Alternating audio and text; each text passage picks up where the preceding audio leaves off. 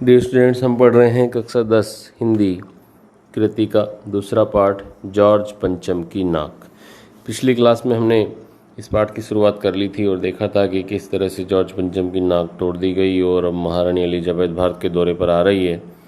तो वो मूर्ति जिसकी नाक टूटी हुई है वो अच्छी नहीं लगेगी, तो उस पर नाक वापस किस तरह लगाई जाए, और उसी के लिए जद्दोजहद चल रही है, जिसमें मूर्तिकार को बुलाया गया और वो सारे देश में घूम के आया, सारे पहाड़ों के पत्थरों को जांचा, लेकिन कुछ बात बनी नहीं।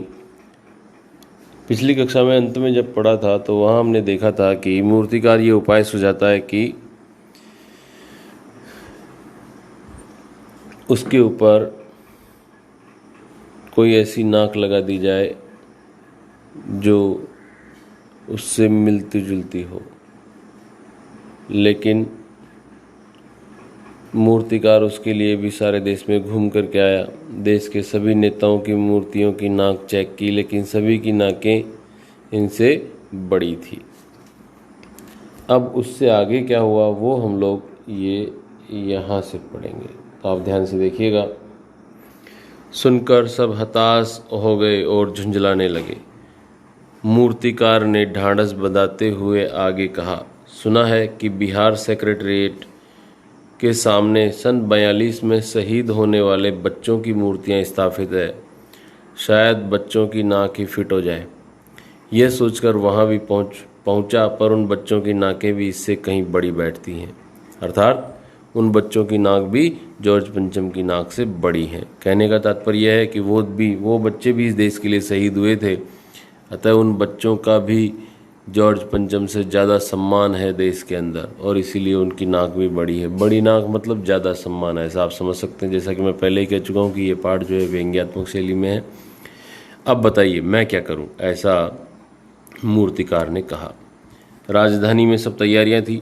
जॉर्ज पंचम की लाट को मलमल कर नहलाया गया, अर्थात अच्छी तरह से रगड़ रगड़ कर रोगन लगाया गया, अर्थात उसको रंग किया गया। सब कुछ हो चुका था, सिर्फ नाक नहीं थी। बात फिर बड़े हुक्कामों तक पहुंची, अर्थात बड़े अधिकारियों तक। बड़ी खलबली मची। अगर जॉर्ज पंचम के नाक न लग पाई तो फिर रानी का स्वागत करने का मतलब ये तो अपनी नाक कटाने वाली बात हो गई। अर्थात वो देखेंगे कि हमारे राजा की नाक टूटी हुई है तो वो नाराज हो जाएंगे और हमारा सम्मान नहीं रहेगा। लेकिन मूर्तिकार पैसे से लाचार था, अर्थात उसको पैसा चाहिए था, यानी हार मानने वाला कलाकार नहीं था। एक हैरत अंगेज ख्याल उसके दिमाग में कौंधा। दिमाग में कौंधना मतलब दिमाग में आना, हैरत अंगेज मतलब आश्चर्य में डालने वाला। उसने पहली शर्त दोहराई। जिस कमरे में कमेटी बैठी हुई थी उसके दरवाजे फिर बंद हुए और मूर्तिकार ने अपनी नई योजना पेश की। चूंकि नाक लगाना एकदम जरूरी है, इसलिए मेरी राय है कि 40 करोड़ में से कोई एक जिंदा नाक काट कर लगा दी जाए। अर्थात उस समय में देश की जनसंख्या करीब 40 करोड़ थी, तो मूर्तिकार ने यह कहा कि किसी भी एक जिंदा व्यक्ति की नाक काट कर लगा दी जाए। बात के साथ ही सन्नाटा छा गया, अर्थात सब लोग एकदम से चुप हो गए कि हैं। कुछ मिनटों की खामोशी के बाद सभापति ने सबकी तरफ देखा। सबको परेशान देखकर मूर्तिकार कुछ अचकचाया। अचकचाने का अर्थ क्या होता है नीचे दिया हुआ आप देख सकते हैं। और धीरे से बोला, आप लोग क्यों घबराते हैं? ये काम मेरे ऊपर छोड़ दीजिए। नाक चुनना मेरा काम है, आपकी सिर्फ इजाज़त चाहिए।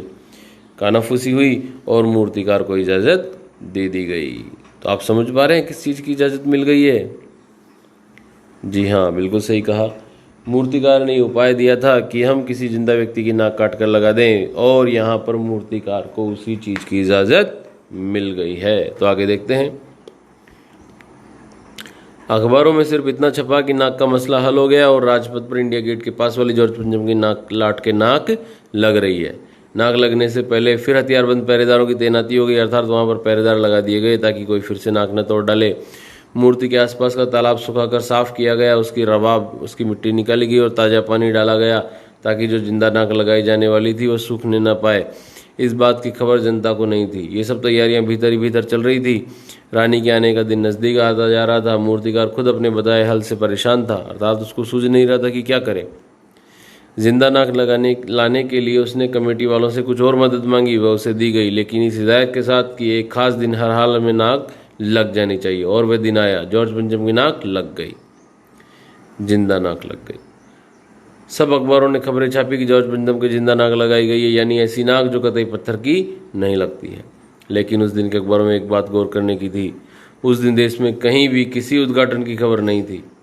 अर्थात कहीं भी किसी और दूसरी चीज़ का उद्घाटन नहीं किया गया। किसी ने कोई फीता नहीं काटा, कोई सार्वजनिक सभा नहीं हुई थी, कहीं भी किसी का अभिनंदन नहीं हुआ था, कोई मानपत्र सम्मानित करने के लिए जो प्रशंसा पत्र आदि दिए जाते हैं वो भेंट करने की नौबत नहीं आई, अर्थात किसी को नहीं दिया गया।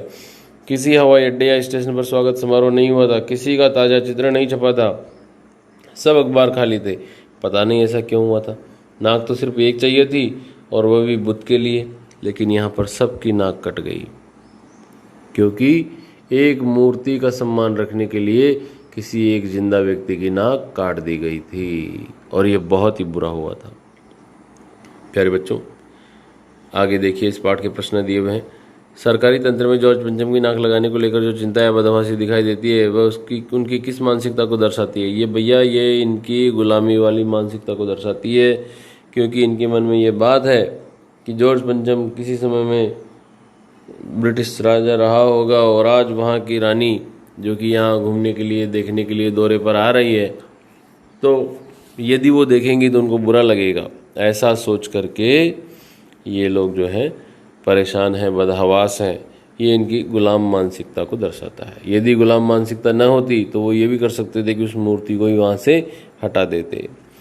दूसरा, रानी एलिजाबेथ के दर्जे की परेशानी का कारण क्या था? उसकी परेशानी को आप किस तरह तर्कसंगत ठहराएंगे? रानी एलिजाबेथ की दर्जे की परेशानी ये थी कि वो ये सोच रहा था कि महारानी श्रीलंका, भारत, पाकिस्तान जहाँ जहाँ भी जाएंगी वहाँ पर किस किस रंग के कपड़े पहनेंगी। उसकी परेशानी को आप किस तरह तर्कसंगत ठहराएंगे? उसकी परेशानी को बिल्कुल भी तर्कसंगत नहीं ठहराएंगे, क्योंकि किसी भी प्रकार के कपड़े पहने जा सकते हैं, ऐसा कोई विशेष रंग आदि ध्यान में रखने की आवश्यकता नहीं है। लेकिन क्योंकि वो इतनी बड़ी महारानी है और वो उस महारानी का दर्जी है, इसलिए उसकी ये विशेष चिंता हो सकती है कि वो ये सोचे कि मैं महारानी के लिए किस रंग के कपड़े बनाऊं ताकि महारानी को भी पसंद आए और बाकियों को भी पसंद आए। क्योंकि ऐसा नहीं होता तो दर्जी की नौकरी भी जा सकती है, उसको जान से भी हाथ धोना पड़ सकता है, इसीलिए उसको परेशान होना ही पड़ेगा।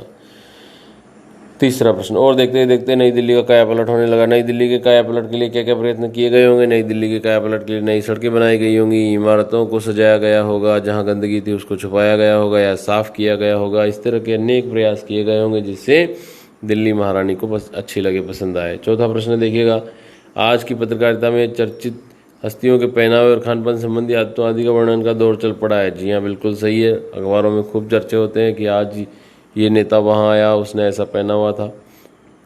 दूसरा, पहला प्रश्न देखिए इसका, इस प्रकार की पत्रकारिता के बारे में आपके क्या विचार है? इस प्रकार की पत्रकारिता बिल्कुल ही घटिया पत्रकारिता है। ये सिर्फ और सिर्फ अपनी न्यूज़ को, अपने समाचार को बेचने के लिए एक स्टंट होता है, एक हथकंडा होता है। ऐसा बिल्कुल भी नहीं होना चाहिए।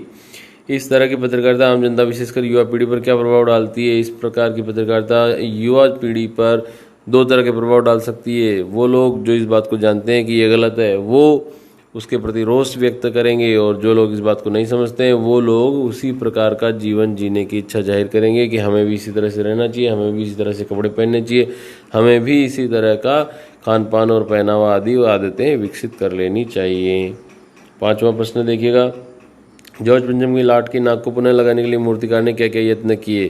भाई, सबसे पहले तो वो पहाड़ों में गया उसी किस्म का पत्थर ढूंढने के लिए, लेकिन जब पत्थर नहीं मिला तो फिर उसने कहा कि मैं पूरे देश में घूम करके हमारे नेताओं की जो मूर्तियां लगी हुई है उनमें से नाक चूज कर लेता हूँ। बाद में उसको वहाँ भी बराबर की नाक नहीं मिली, सारी नाकें बड़ी थी। तब उसने कहा कि मैं बिहार जा कर के वहाँ जो बच्चे थे 1942 में जो शहीद हो गए थे उनकी नाकें चेक कर लेता हूँ, तो वो नाक भी जो है जॉर्ज पंचम की नाक से बड़ी निकली। तो अंत में उसने ये उपाय सुझाया कि एक जिंदा व्यक्ति की नाक ही काट करके लगा दी जाए। तो ये सारे प्रयास उसने किए। छठा प्रश्न, प्रस्तुत कहानी में जगह जगह कुछ ऐसे कथन आए जो मौजूदा व्यवस्था पर करारी चोट करते हैं। उदाहरण के लिए, फाइलें सब कुछ हजम कर चुकी हैं, सब हुक्कामों ने एक दूसरे की तरफ ताका, पाठ में आए ऐसे अन्य कथन छांट कर लिखिए। ऐसे कथन आप स्वयं छांट करके लिखिएगा। नाक मान, सम्मान और प्रतिष्ठा का देवता का ये बात पूरी व्यंग्य रचना में किस तरह उभर कर आया है? बिल्कुल सही है, नाक मान प्रतिष्ठा का द्योतक है, प्रतीक है, क्योंकि हमने देखा है कि पूरे पाठ में हमने सबसे पहले तो ये देखा कि जॉर्ज पंचम की नाक जिस पत्थर की बनी है वो पत्थर भारत में नहीं मिला, वो विदेशी था। फिर दूसरा जो था वो ये देखा कि जब मूर्तिकार ने कहा कि देश के नेताओं की नाक लगा दी जाए, तो बाद में पाया गया कि सारे नेताओं की नाक जो थी वो जॉर्ज पंचम की नाक से बड़ी थी। यहाँ तक कि बाद में बच्चों की नाक भी जब जांच की गई तो बच्चों की नाक भी जॉर्ज पंचम की नाक से बड़ी निकली। तो इस प्रकार से नाक जो है मान और प्रतिष्ठा का द्योतक है, जो कहानी में व्यंग्य के रूप में दिखाया गया है। जॉर्ज पंचम की लाट पर किसी भी भारतीय नेता, यहाँ तक कि भारतीय बच्चे की नाक फिट न होने की बात से लेखक किस ओर संकेत करना चाहता है? लेखक इस ओर संकेत करना चाहता है कि जॉर्ज पंचम से तो भारत के बच्चों और भारत के नेताओं का सम्मान ज़्यादा है, और इसीलिए लेखक ने कहा भी है कि उनकी नाक बड़ी है। 9वां, अखबारों ने जिंदा नाक लगने की खबर को किस तरह से प्रस्तुत किया? अखबारों ने जिंदा नाक लगने की खबर को इस तरह से प्रस्तुत किया कि उस दिन और कुछ भी नहीं छपा, सिर्फ ये छपा कि वहाँ पर एक जिंदा व्यक्ति की नाक लग गई है, नाक का मसला हल हो गया है। उसके अलावा किसी प्रकार की खबर उन्होंने अखबार में नहीं छापी, क्योंकि ये भारत के लिए बहुत ही ज़्यादा अपमान की बात थी। नई दिल्ली में सब था, सिर्फ नाक नहीं थी। इस कथन के माध्यम से लेखक क्या कहना चाहता है? इस कथन के माध्यम से लेखक क्या कहना चाहता है कि नई दिल्ली में सब कुछ था, लेकिन लोगों में आत्मसम्मान नहीं था, स्वयं के प्रति, स्वयं के देश के लोगों के प्रति सम्मान नहीं था। वो सिर्फ और सिर्फ जॉर्ज पंचम की नाक के बारे में ही सोच रहे थे कि जॉर्ज पंचम की मूर्ति पर नाक नहीं है, यदि ऐसा रहेगा और एलिजाबेथ देखेगी तो हमारे देश की नाक कट जाएगी। 11वां और आखिरी प्रश्न देखते हैं। जॉर्ज पंचम की नाक लगने वाली खबर के दिन अखबार चुप क्यों थे? क्योंकि उस दिन जॉर्ज पंचम की नाक जो लगाई गई थी वो एक जिंदा मनुष्य की नाक काट करके लगाई गई थी, और ये बात बहुत ही अपमानजनक थी, और इसी अपमान के कारण देश में उस दिन किसी भी प्रकार के कोई घटनाक्रम, किसी को सम्मान देना, किसी को मान पत्र देना, कहीं पर उद्घाटन आदि कोई कार्यक्रम नहीं हुआ, और ऐसे में अखबारों ने भी कोई खबरें नहीं छापी, क्योंकि उस दिन सारे लोग बहुत ही ज़्यादा दुखी थे। इसी के साथ में आपका ये पाठ पूरा हो गया प्यारे बच्चों। आज के लिए इतना ही है। Thank you.